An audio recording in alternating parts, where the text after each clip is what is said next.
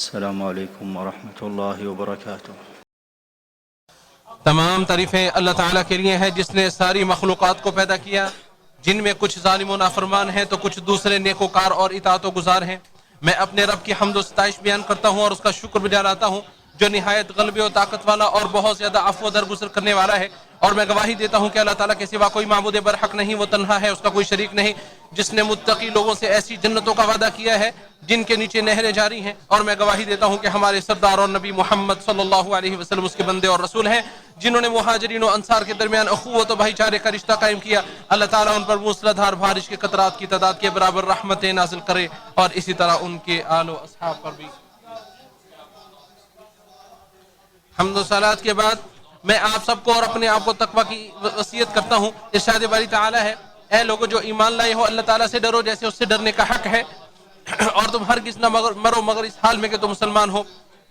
عہد رسالت آپ صلی اللہ علیہ وسلم میں مدینہ طیبہ کی اس پاک سرزمین پر ہمیشہ یاد رکھے جانے والے ایسے انمٹ واقعات رونما ہوئے جنہیں کلام ربانی نے بھی محفوظ کیا ہے اور ناقلین نے بھی انہیں نقل کیا ہے۔ انہی میں سے اوس و خزرج کی سیرت کے سنہرے نقوش بھی ہیں۔ یقیناً وہ لوگ اس لائق ہے کہ انہیں عظمت و رفعت اور مجد و شرف کے عظیم ترین تمغوں سے نوازا جائے جنہیں اللہ رب العالمین نے انصار یعنی مددگار کے عظیم لقب سے سرفراز کیا ہے۔ یہ وہی خوش نصیب ہیں جنہیں نبی کریم صلی اللہ علیہ وسلم کی صحبت اور رفاقت بھی نصیب ہوئی، چنانچہ انہیں یہ ایسا لقب مل چکا جس کی عظمت لازوال اور جس کے نقوش آج بھی زندہ و پائندہ ہیں، اور یہ اسلامی تاریخ میں ایک عالی شان و منزلت اور بلند ترین مقام و مرتبہ ہے۔ انصار نے رسول اللہ صلی اللہ علیہ وسلم سے سچی اور بے لوث محبت کی، پوری قوت کے ساتھ آپ کی تائید اور معاونت کی، اور ہجرت کے بعد رسالت کے تمام مراحل میں پوری ثابت قدمی کے ساتھ آپ کے دست و بازو بنے رہے۔ نبی کریم صلی اللہ علیہ وسلم سے انصار کی والہانہ محبت کی بے شمار مثالیں موجود ہیں۔ ان میں سے آپ صلی اللہ علیہ وسلم کی آمد پر آپ کا پرزور استقبال کرنا، چنانچہ آپ صلی اللہ علیہ وسلم مدینہ تشریف لائے تو اہل مدینہ نے گھروں سے نکل کر انتہائی خوشی و مسرت کا اظہار کیا، تسبیحات الہیہ گنگناتے ہوئے آپ کا استقبال کیا۔ وہ دن انتہائی خوشی و مسرت کا دن تھا، اہلیان مدینہ نے اس سے زیادہ خوشی کا دن کبھی نہیں دیکھا ہوگا، چونکہ اللہ عز و جل نے ان کو یہ اعزاز و شرف عطا کیا کہ ان کا شہر نبی صلی اللہ علیہ وسلم اور ان کے ساتھ آنے والے مہاجرین ساتھیوں کی پناہ گاہ بن گیا، اور پھر اسلام کی نصرت و تائید کا کام یہاں سے ہوا۔ ان عظیم ترین تاریخی کارناموں کا تسلسل ہے کہ تاریخ نے مہاجرین کے ساتھ انصار کی محبت اور دوستی کی داستان کو ہمیشہ کے لیے اپنے سینے میں محفوظ کر لیا۔ ایک ایسی بے لوث محبت کی داستان جس میں محبت و وفاداری، جد و سخا اور ایثار و قربانی جیسے ایسے عظیم معانی پنہا ہے۔ مہاجرین جب انصار کے پاس آئے تو ان کے پاس کچھ نہیں تھا، وہ خالی ہاتھ تھے، ان کے پاس رہنے کے لیے گھر نہیں تھے، تو انصار نے اپنے جان و مال کی قربانیاں دے کر ان کی مدد فرمائی، ان کے دکھ درد کو بانٹنے کی کوشش کی اور اپنے گھر بار میں انہیں حصہ دیا۔ یہ سچی محبت رنگ لائی۔ اس محبت کی تعریف میں عرش عظیم سے آیات قرآنیہ نازل ہوتی ہیں۔ ارشاد باری تعالیٰ ہے، اور وہ مال ان لوگوں کے لیے ہے جو مہاجرین مکہ کی آمد سے پہلے ہی مدینہ میں مقیم تھے اور ایمان لا چکے تھے۔ وہ لوگ مہاجرین سے محبت کرتے تھے، اور ان مہاجرین کو جو مال غنیمت دیا گیا ہے اس کے لیے وہ اپنے دلوں میں تنگی اور حسد محسوس نہیں کرتے ہیں، اور انہیں اپنے آپ پر ترجیح دیتے ہیں اگرچہ وہ خود تنگی میں ہو، اور جو لوگ اپنے نفس کی تنگی اور بخل سے بچا لیے جائیں وہی کامیاب ہونے والے ہیں۔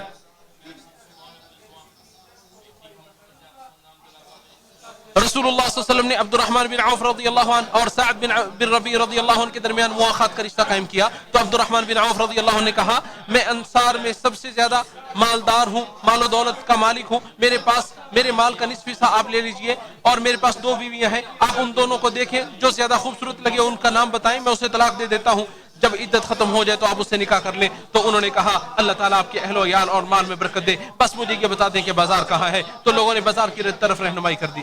یہ اخوت و بھائی چارگی کی ایسی نادر مثال ہے کہ جس کی نظیر تاریخ میں نہیں ملتی، جو ایک امت کی ابتدائی پروان و اٹھان اور ایک حکومت کی تہذیب کی بنیاد تھی، جس نے امن و سلامتی اور عدل و انصاف کو دنیا میں عام کیا۔ ایک انصاری اپنے مہاجر بھائی کے سامنے یہ پیشکش کرتا ہے کہ وہ اس کا آدھا مال لے لے، اس عظیم ترین کردار کا جواب اس سے بھی عظیم ترین کردار سے دیا جاتا ہے جو عزت نفس، خودداری اور پاکیزگی کی اعلیٰ ترین مثال ہے کہ اللہ تعالیٰ آپ کے اہل و عیال اور مال میں برکت دے، آپ بس مجھے بازار کی طرف رہنمائی کر دیجئے۔ یقیناً یہ دینی اخوت حیرت انگیز کارنامے انجام دیتی ہے۔ یہ دین کی نشانیوں میں سے ایک نشانی ہے۔ قرآن کریم نے اس پر خوب زور دیا ہے اور سنت نبوی نے اس عمل کو خوب سراہا ہے۔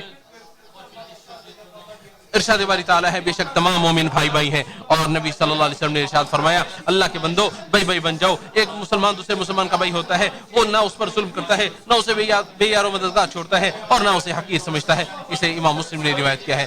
قیامت کے میدان میں جب سورج مخلوق سے قریب آ جائے گا تو یہی اخوت ان لوگوں کو نمایاں کرے گی جو اخوت و بھائی چارہ کے بندھن سے بندھے ہوں گے، اور انہیں لمبے سائے اور رحمان کے حفظ و امان میں پناہ دے گی. جیسا کہ اللہ تعالیٰ نے حدیث قدسی میں ارشاد فرمایا میرے جلال کی بنا پر ایک دوسرے سے محبت کرنے والے آج کہاں ہیں؟ آج میں انہیں اپنے سائے میں رکھوں گا، جبکہ آج میرے سائے کے علاوہ کوئی اور سایہ نہیں ہوگا. اسے امام مسلم نے روایت کیا ہے.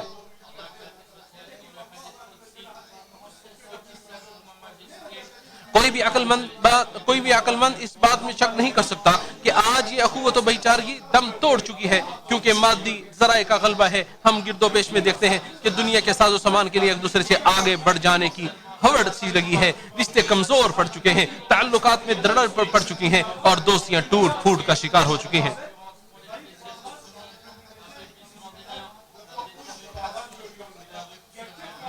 سچی اخوت کے معنی و مفہوم کا احیاء ایک دینی اور دنیاوی ضرورت ہے، کیونکہ اخوت کے سائے میں ہی ایک مسلمان اپنے بھائی کے پاس سکون و اطمینان پاتا ہے. اس کے دل کو اپنے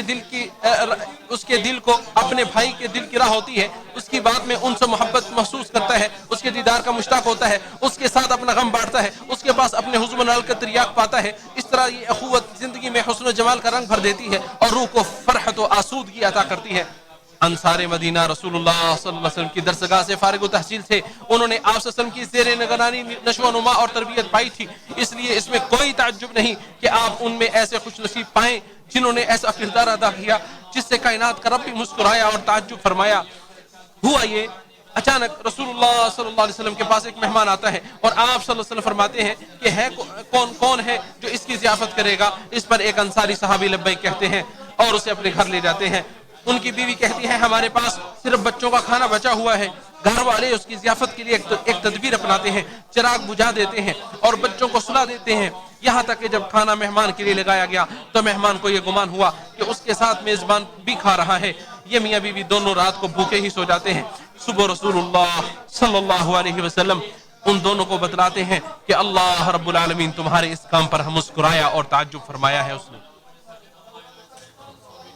اس عظیم کردار کے بیان سے الفاظ قاصر ہیں، یہی کافی ہے. اس پر اللہ عز و جل نے تعجب فرمایا اور مسکرایا. مہمان نوازی اچھے لوگوں کی ایک صفت ہے اور اسلام کی اخلاق کی خوبی ہے. رسول اللہ صلی اللہ علیہ وسلم نے ارشاد فرمایا جو اللہ اور آخرت کے دن پر ایمان رکھتا ہے اسے چاہیے کہ وہ اپنے مہمان کی عزت کرے، یعنی اللہ کے پاس اجر و ثواب کی امید سے مہمان کی عزت کرے.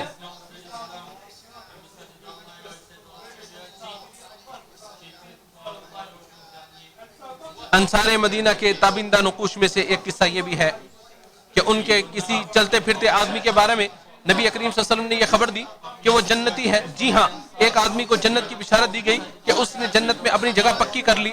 انہیں یہ فضیلت و مرتبت ان کے صاف شفاف سینے، سیرت و کردار کی خوبصورتی اور قلب و نیت کی پاکیزگی جیسی باطنی عبادتوں کی بنا پر حاصل ہوئی تھی. وہ صرف خیر و بھلائی کی باتیں کرتے ہیں، اپنے دل میں کسی مسلمان بھائی کے لیے بغض نہیں رکھتے اور انہیں عطا کی گئی کسی بھی نعمت پر حسد نہیں کرتے. ایمان نے ان کے دل کو پاک کر دیا ہے اور تقوی و خوف الہی نے ان کے نفس کو شائستہ بنا دیا ہے. یقین جانے کے شیطانی خیالات کا مقابلہ کرنا، بد اعتمادی، انتقامی جذبات، نظر حقارت، تکلیف دہ کلمات، بھائی کی طرف سے ظلم، پڑوسی کی زیادتی اور قریبی رشتہ دار کی طرف سے توہین وغیرہ جیسے چیزوں کو پر قابو پانا کوئی آسان کام نہیں ہوتا. تاہم زندگی ان قابل احترام روشن نمونوں اور مثالوں سے خالی نہیں ہے کہ ایک انسان زیادتی، نا انصافی اور حق تلفی سے دوچار ہوتا ہے. اس کے باوجود پھر جب رات آتی ہے تو وہ سارے سیاہ دھبوں کو مٹا دیتا ہے، ہر تکلیف دہ اور پریشان کن صورتحال کو بلا دیتا ہے اور بالکل سلیم الصدر ہو کر سینہ خالی کر کے رات کو سوتا ہے. یہ کتنی اچھی بات ہے کہ دل کی صفائی اور پاکیزگی بندے کی ایسی صفت بن جائے جو اس سے کبھی الگ نہ ہو. صبح اٹھے تو اسے لگے کہ کبھی کچھ ہوا ہی نہیں.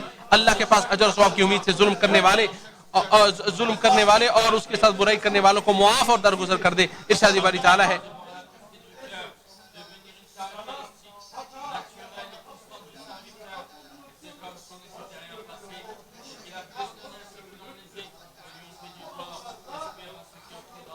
تعالیٰ ہے بالکل معاف کر دیں اور درگزر کر دیں. کیا تم نہیں چاہتے کہ اللہ تمہیں معاف کر دے، اور اللہ بہت زیادہ معاف کرنے والا نہایت مہربان ہے۔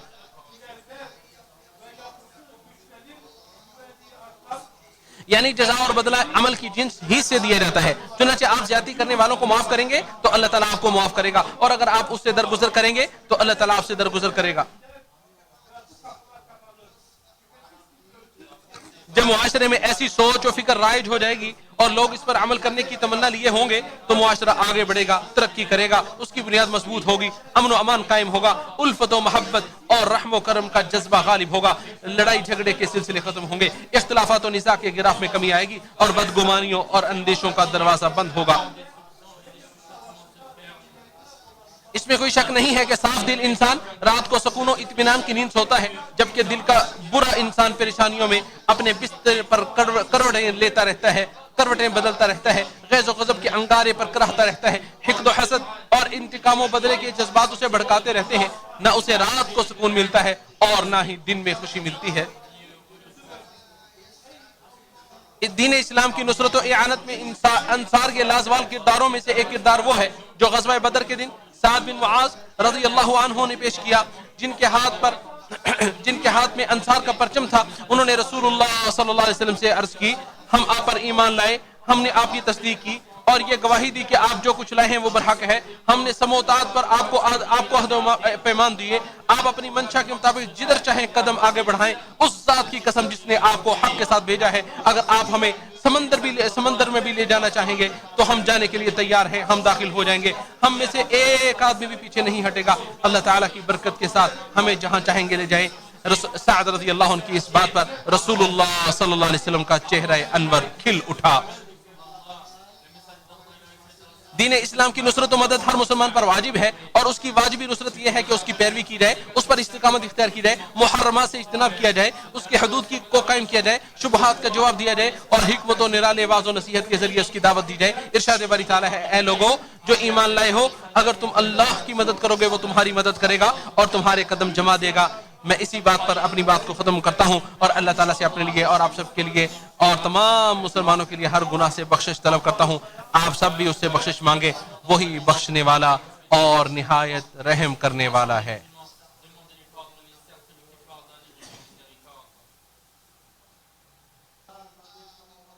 انصار مدینہ کے لیے فخر کے لیے اتنا ہی کافی ہے کہ انہوں نے رسول اللہ صلی اللہ علیہ وسلم کو اس وقت پناہ دینے کی سعادت حاصل کی جس وقت آپ کی قوم نے آپ کو نکال دیا تھا، اور ان کا یہ فخریہ کارنامہ تا قیامت یاد رکھا جائے گا۔